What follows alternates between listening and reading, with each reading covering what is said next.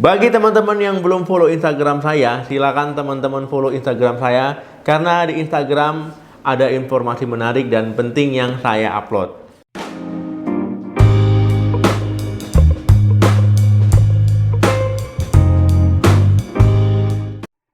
Halo, assalamualaikum warahmatullahi wabarakatuh. Balik lagi di channel saya. Semoga teman-teman semua selalu dalam keadaan sehat. Amin. Teman-teman yang berencana hamil ataupun yang program hamil di atas usia 30 tahunan ya ataupun 35 ya, memang banyak sekali pertimbangan yang harus dipikirkan ya. Yang pertama adalah memang usia itu mempengaruhi kesuburan teman-teman ya. Kemudian di sisi lain adalah kesehatan ya, kesehatan juga harus teman-teman pikirkan. Nah, memang saat usia bertambah ya, karena tidak muda lagi ya, teman-teman harus memang berpikir secara matang ketika memutuskan untuk hamil lagi. Nah, pada video kali ini kita akan membahas cara aman hamil di usia 30 tahun lebih. Teman-teman ya, saat bertambahnya usia 30 sampai 40 tahun ya, 35 tahun ya, ini akan berpengaruh terhadap frekuensi ovulasi teman-teman ya, akan menurun ya, akan berkurang. Kemudian juga teman-teman akan dihadapkan di mana ada siklus ya, ketika sel telur tidak dilepaskan. Kualitas dan kuantitas sel telur juga menurun. Nah, teman-teman ya, sel telur wanita itu jumlahnya ataupun totalnya itu sudah ditentukan ya, tidak bisa ditambah-tambah. Tetapi ada beberapa cara yang bisa kita lakukan. Itu adalah meningkatkan kualitas sel telur yang tersisa ya, supaya peluang hamil juga meningkat. Dok, kenapa wanita usia 35 tahun sulit hamil? Nah, jadi memang ada beberapa faktor yang bisa terjadi ya, kenapa wanita jadi sulit hamil ketika usia segitu ya. Yang pertama adalah adanya infeksi ataupun bekas operasi ya, yang mempengaruhi jaringan di sekitar tuba falopi ataupun rahim. Yang kedua, endometriosis. Nah, itu dimana jaringan yang seharusnya melapisi rahim ini tumbuh di luar rahim ya, menumpuk di situ.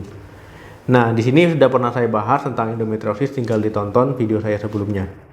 Yang ketiga, adanya fibroid ataupun kelainan dari rahim. Nah, ini juga akan membuat kesulitan untuk hamil ataupun sulit hamil. Nah, yang keempat itu berkurangnya ataupun terjadinya penurunan cairan di jalan lahir.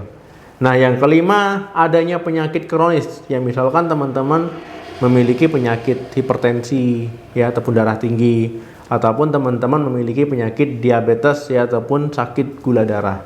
Nah, ini akan mempengaruhi ya teman-teman untuk hamil, ataupun teman-teman akan kesulitan untuk hamil. Kemudian saya ingatkan teman-teman ya, ketika memutuskan hamil di usia 35 tahun, teman-teman harus hati-hati, harus waspada ya, rajin-rajin untuk mengontrol kesehatan kehamilannya. Kalau berhasil hamil ya, ditakutkan nanti adanya komplikasi ya selama hamil. Nah, jadi ada beberapa cara yang bisa membantu meningkatkan peluang hamil ya, ketika usia sudah tidak muda lagi ya, 35 tahun. Nah, memang ini terlihat sulit, tetapi kalau teman-teman lakukan dengan semangat, ini akan jauh lebih mudah. Yang pertama, berkonsultasi ke dokter. Nah, teman-teman saat usia tidak muda lagi, 35 tahun memutuskan untuk hamil, ini hukumnya wajib ya untuk berkonsultasi ke dokter ya. Ini penting untuk calon ibu ya, kesehatan calon ibu, kesehatan calon bayi nanti. Nanti dokter akan melihat ya riwayat penyakit teman-teman ya, penyakit yang sedang teman-teman derita, riwayat pengobatan yang teman-teman jalani kalau ada. Nah, kemudian juga dokter akan melihat status ataupun pola kesehatan teman-teman ya, pola kehidupan sehari-harinya bagaimana ya, gaya hidupnya. Nah, jadi ini penting ya, penting nanti untuk melihat, dan penting teman-teman untuk melakukan apa yang harus teman-teman pikirkan nantinya ketika sudah hamil. Yang kedua, pola hidup sehat. Nah, teman-teman harus mempersiapkan secara matang, karena kalau sehat secara fisik, sehat secara mental, sehat secara emosional, ini akan memudahkan teman-teman untuk hamil ya, ketimbang teman-teman tidak siap ya, baik fisik, mental maupun emosional, ini akan sulit untuk hamil. Apalagi kalau seandainya teman-teman stres ya, badannya tidak fit. Nah, kemudian teman-teman memiliki kebiasaan buruk ya, misalkan merokok, minum alkohol. Nah, ini harus dihentikan. Nah, kemudian teman-teman yang suka minum berkafein, misalkan kopi, teh ya, ini konsumsi dalam batas yang wajar ya, yang normal. Nah, jadi minuman berkafein lainnya, misalkan minuman bersoda, minuman berenergi ya, ini sebaiknya memang teman-teman hentikan. Karena itu semua bisa berdampak buruk pada nanti ya peluang teman-teman untuk hamil dan juga saat teman-teman hamil. Kalau teman-teman memiliki berat badan yang obesitas, itu sebaiknya diturunkan. Kalau teman-teman memiliki berat badan yang kurang, itu sebaiknya dinaikkan ya. Nah, berat badan bisa teman-teman lihat berdasarkan indeks massa tubuh ya. Nah, di tabel seperti ini. Untuk cara menghitungnya sudah ada saya bahas di video saya yang lama. Yang ketiga, kenali waktu subur. Nah, teman-teman penting untuk mengenali diri sendiri ya, mengetahui kapan waktu paling subur ya. Nah, di video saya itu sudah pernah saya bahas tentang kesuburan. Nah, ini penting ya. Nah, misalkan mulai dari mengecek suhu basal tubuh, mengenali cairan jalan lahir ataupun tanda lainnya. Kalau mau lengkap ya silakan tonton video saya sebelumnya. Nah, ini penting ya untuk mengetahui kapan waktu yang pas untuk berhubungan ya, supaya meningkatkan peluang hamil. Kemudian penting juga untuk memantau ya teman-teman itu berovulasinya rutin atau tidak. Dan juga kalau seandainya teman-teman mengenali masa subur, ya teman-teman juga tahu nanti kalau seandainya mengalami tanda telat menstruasi ataupun memang telat menstruasi karena hamil. Nah, ini juga penting. Yang keempat, alat tes kesuburan. Ya, saat sekarang ya, zaman sekarang itu sudah serba praktis ya.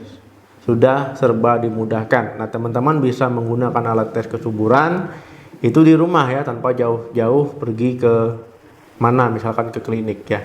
Teman-teman bisa membeli alat tes kesuburan di apotik ya. Tujuannya apa? Kalau teman-teman saat dites alat kesuburan hasilnya subur ya, nah ini adalah waktu yang pas untuk berhubungan.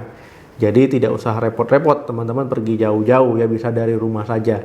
Dan ini penting untuk membangkitkan semangat ya kedua pasangan ya, supaya nanti lebih semangat ketika program hamil. Yang kelima, suplemen. Nah, teman-teman disarankan untuk mengkonsumsi suplemen ya ketika usia 35 tahun ini ya, untuk meningkatkan kualitas dari sel telur ya, memperbaiki fungsi ovarium ya, supaya meningkatkan fungsi ovarium. Nah, jadi peluang hamil juga bisa meningkat. Nah, suplemennya itu adalah yang mengandung myoinositol, kemudian asam folat dan melatonin. Nah, jadi bisa teman-teman cari ya suplemen-suplemen yang isinya yang saya jelaskan tadi. Nah, memang teman-teman ya, faktor usia tidak bisa kita hindari ya, pasti akan datang menghampiri kita. Tapi teman-teman tetap semangat ya, berusaha yang terbaik ya, berdoa dan berikhtiar. Dan ikuti tips-tips yang saya jelaskan tadi, semoga berhasil ya ketika teman-teman program hamil. Ya, tidak ada salahnya teman-teman usaha dulu. Kemudian ada faktor-faktor yang lain yang menyebabkan teman-teman sulit hamil ya. Nah, misalkan teman-teman mengalami menstruasi yang tidak teratur. Yang kedua, PCOS ataupun Polycystic Ovarium Syndrome. Dan yang terakhir, mengalami penyakit infeksi menular akibat hubungan ya. Nah, jadi teman-teman kalau seandainya mengalami hal tersebut ya, tidak ada salahnya untuk berkonsultasi ke dokter ya, supaya dapat saran dan pengobatan ataupun penanganan yang tepat karena masalah yang teman-teman alami. Nah, ini juga penting ya untuk meningkatkan peluang hamil nantinya. Oke teman-teman, terima kasih yang sudah menonton video ini sampai habis. Jangan lupa like, share, dan komen ya. Yang ada pengalaman ataupun cerita tentang kehamilan silakan tulis di kolom komentar supaya yang lain ikut baca. Sampai ketemu lagi di video saya selanjutnya. Salam sehat, sampai jumpa.